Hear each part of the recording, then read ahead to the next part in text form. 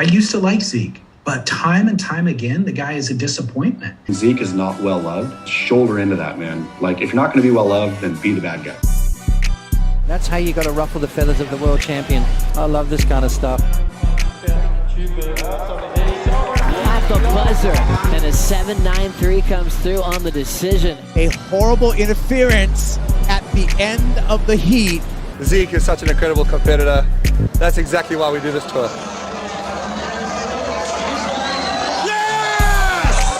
The fall of Zeke Lau. I mean, maybe he's just waiting for his next Phoenix Rising moment. Maybe he needs to burn it all to the ground.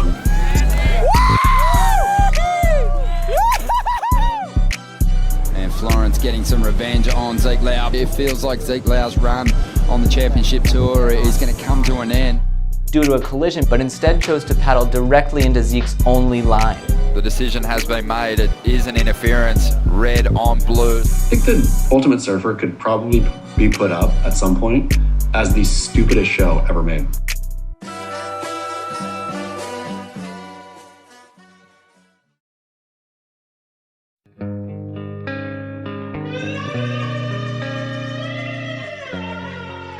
He was a vivacious little guy. I don't think he won a contest that day that I watched him, and he was real defeated and deflated, and he took it really hard, and I went, wow, that is someone that really wants to win. And those kind of guys or girls can go either way. It can break them or make them. Working with Zeke was really, really cool because he had all this talent that I was trying to extract out of him, and we won some great events. Black hole sun, won't you come wash away the rain? Black hole sun. Sunset's one of the hardest places to compete just because the playing field is huge. The power on the rail and the ability to get the bigger, badder set wave, because he's Zeke and he's Sunny. It's a crazy amount of talent that has never really lived up to his potential, if you ask me. I think mentality-wise, I was convincing myself that I belonged there. And the whole time I was there on tour, I was constantly doing that. Constantly searching for validation that I belonged there. Did I actually feel like I belonged? I don't think so. So when the results didn't come, it was pretty heavy on me and I put a lot of pressure on myself. I always felt like if I found that validation, it would unlock these performances in me that deep down I believed I could do. But making it happen was like a whole different task. When I feel those heavy lows and those, those feelings of losing, it just makes me want to win that much more. Sunshine beating on the good times, moonlight racing from the Yeah, so my first year back on the tour, they introduced the halfway cut. And I was pretty confident that I was going to be able to go out there and smash those first 5 events and come out way before the halfway cut. But I think I maybe overlooked where I was mentally. The pressure just got to me. Zeke and I both fell off on the halfway cut in 2022, and that sucked. It sucked because the World Tour should be about 10 events competing around the world. It's not a half World Tour. Being in the bubble this year, it's definitely not something I ever want to do again, but it's hard, it's tough, it's a grind, but if it was easy, you'd all be doing it. After that event in Margaret River, just finding myself contemplating, again, do I belong here? Eventually I got to a point where it's just like, I don't even care. If it means that I'm not gonna be on tour next year, so be it. And you're gonna lose more than you win in this game. That's just the reality of it. And you have to really have that motivation behind your why and your dream if you're gonna make it far. I kind of flipped the switch halfway through the year and was just like, I just need to start surfing and having fun. That's it.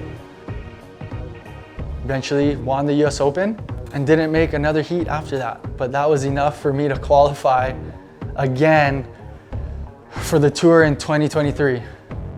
I remember feeling, one, relieved, like, oh, I made it, but at the same time not fulfilled with my performance, or maybe not feeling like I deserved to make it, but at the same time, hey, I made it.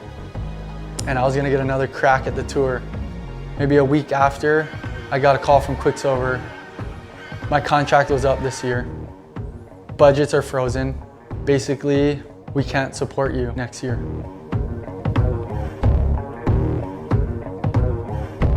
It can be an expensive sport, so just finding the right team of people to really like back you up and believe in you is that's hard. You know, it's never easy losing a sponsor, changing sponsor, you know, starting a new journey. You know, you can lose a bit of hope. You can lose a bit of feel like people don't believe in you. That call really stung. I just couldn't see how I was supposed to expect myself to go out there and perform at the level that I needed to perform at. And then I find out that I'm gonna be a father and that my wife is pregnant.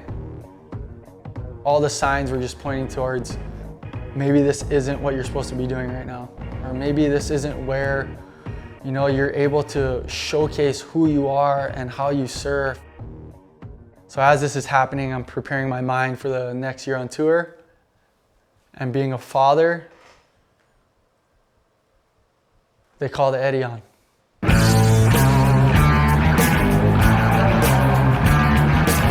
What the fuck? Me being from Hawaii and a kid growing up as a surfer in Hawaii, the Eddie was probably the nutsest event you could ever be in. Now, I guess I'm just gonna launch myself into the biggest waves of my life. Like, I got a kid on the way. I was like, you're gonna get out there, paddle straight to the peak that you know where to sit. And the first wave that comes, don't even think, just fucking go.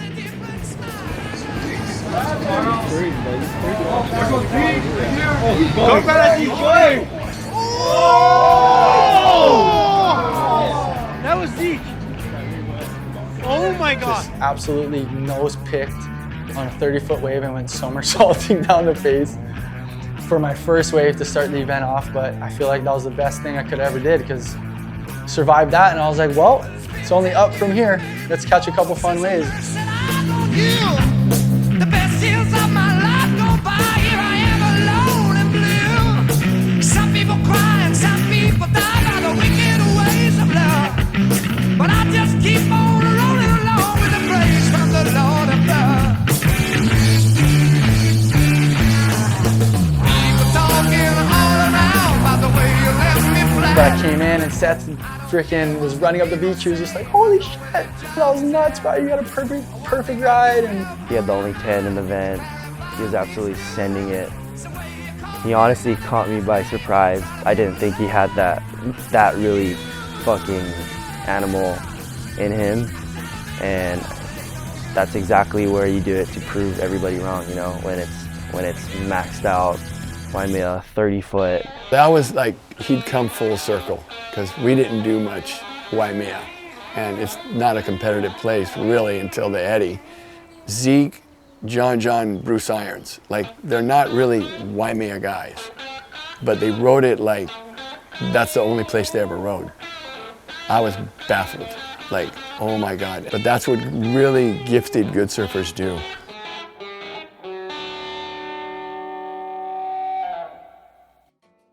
in the background, no one really knows what's happening with me mentally. And I'm still rocking the sticker in good faith, and maybe they'll come around, and if I put on a good performance, like, you know, I wanted to do everything the right way. But I also felt like this was an opportunity to just be like, fuck, this is what you're about to let go from your team. And this is my chance to just prove that. And, you know, for me to get an opportunity like that, I just had to, you know, embrace it and just go out there and prove what I'm made of, essentially. And the Eddie day was a day that I'll never forget for the rest of my life. So after the Eddie, I just was like, wow, I need to, you know, take everything from that event and just like transfer into this year. Like, who's to say if I have that same approach in these other events, like things will go for me like that.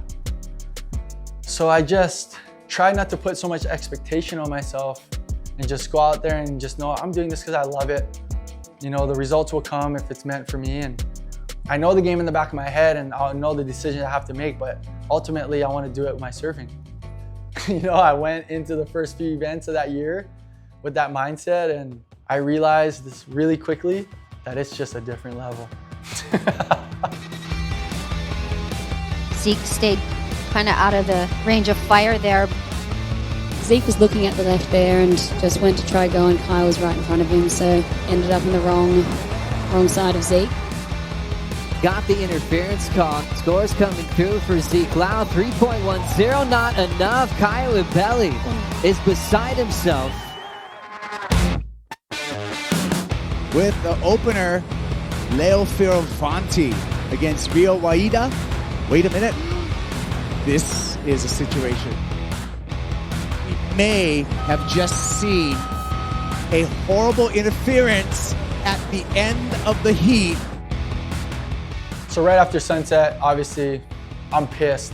That leads me to pretty much going, fuck it, I'm ripping the stickers off my board. I'm fucking over this. This is fucking with my head. I can't compete like this. My wife just gave birth to Luna, and I'm having to go on the road for the last 3 events before the cut. My life just feels like it's freaking in shambles. I don't know how to feel. There's a high of introducing my daughter to the world. There's this low of maybe my surf career at its end and losing support, and maybe I'm not gonna be able to do this anymore. So naturally, I'm just surfing at home, and I end up having a conversation with one of my good friends, Kekoa Cazimero. You know, he was just open and honest with me, and he told me where he was at in life and what he wanted to do, and we ended up talking in the water for like 3 hours, bro. It was nuts. And I'll never forget it. I looked at him and I said, I'm gonna fucking make this happen. Like 100%, I will make this happen. I think 2 weeks later, bro, we had the attorneys draft up the contract. Fucking, it's all history from there, bro. The timing couldn't be any better, and fuck, I was riding for AVVA in the next CT event, and they're supporting me for the rest of the year.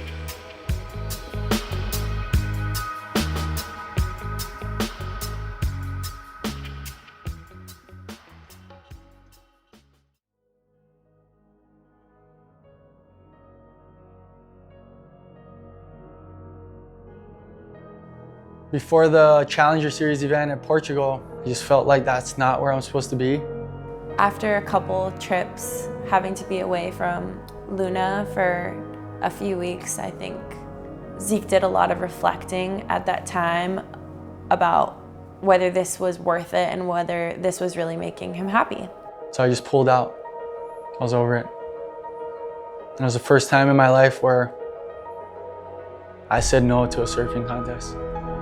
My whole life, trying to get in and trying to be in these surf contests, and not ever imagining that if I was in them, I would say no to it. And now I'm here in a total different phase of life and having these events and just saying, I don't want to be there. And I don't care what happens after that.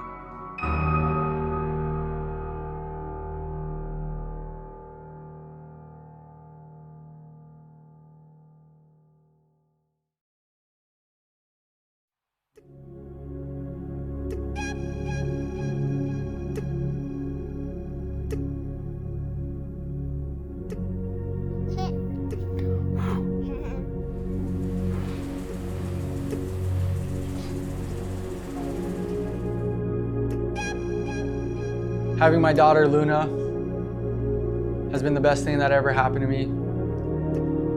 She lights up my day every morning, and I just couldn't imagine not being there.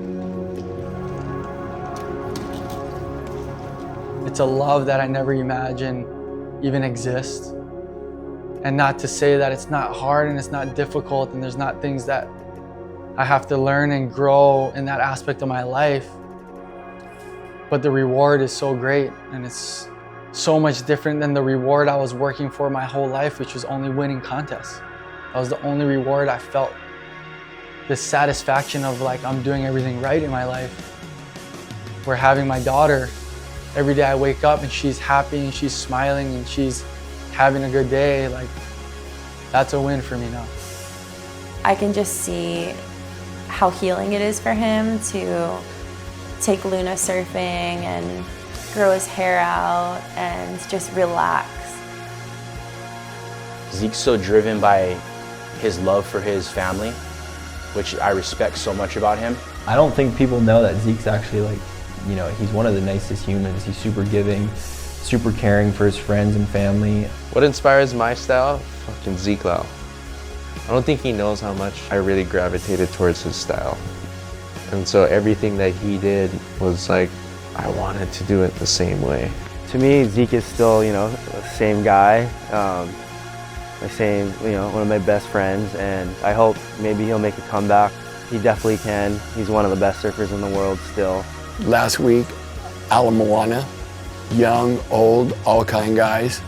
He just schooled the boys at bowls during this last huge swell, and Zeke is still one of my favorite surfers. He always will be. Someone who really inspires me both in and out the water, but just to see what he does with this empty canvas, it's gonna be super cool. I'm lucky enough to call Zeke a really good friend today.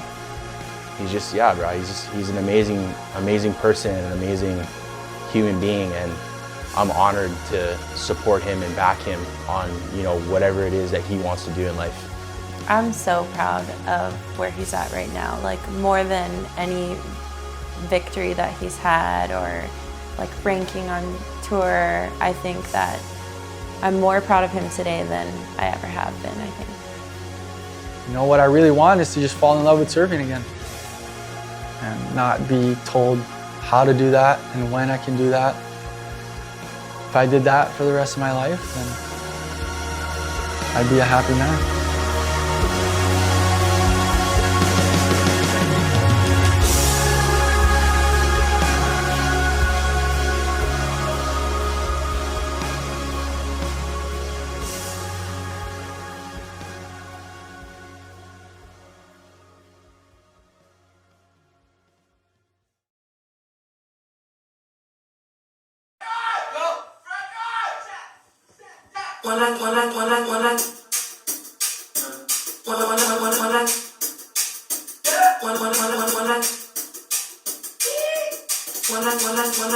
When I get home, I want you.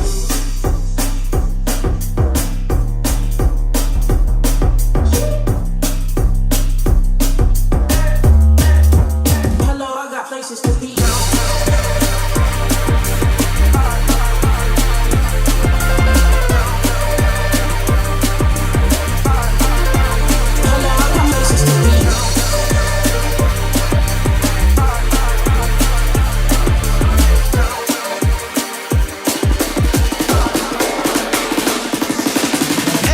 Places to be, pretty brown, got me weak in the knees. Slow up, you hold me down, I'm readjusting my speed. I've been gone too long, baby, y'all don't leave. Okay, I'm mashing, put up on the gas and running up and looks like it was NASA, shifting my axis. If you believe they put a man on the moon, damn, what I gotta do, I gotta wanna beat that ass right. So we put that fast track like, baby girl, there's nothing that can keep me from you. Haters always wanna keep me from you. Got me breaking down my speed now for you. Please be loyal. Sheesh. You know you got that. Got me adjusting my speed. Got me adjusting my speed. Got me adjusting my speed. Got me adjusting my speed. Got me adjusting my speed. Got me adjusting my speed. Got me adjusting my speed. Got me adjusting my speed. Got me adjusting my speed. Got me adjusting my speed. Got me adjusting my speed.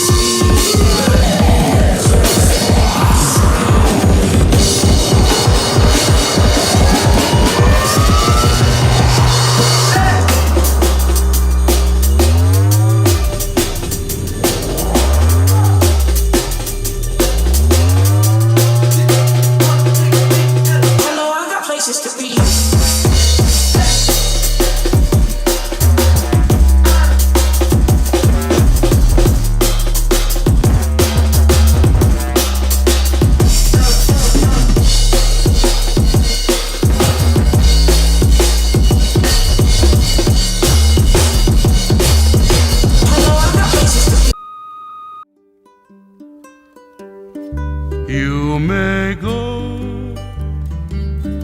I'll let you go. May God bless you. You'll be mine wherever you may be. It's a warning to say aloha, 'cause you never find another Hawaiian like me. Oh no, you never find another Kaneka like you. Oh no, you never find another a people like us.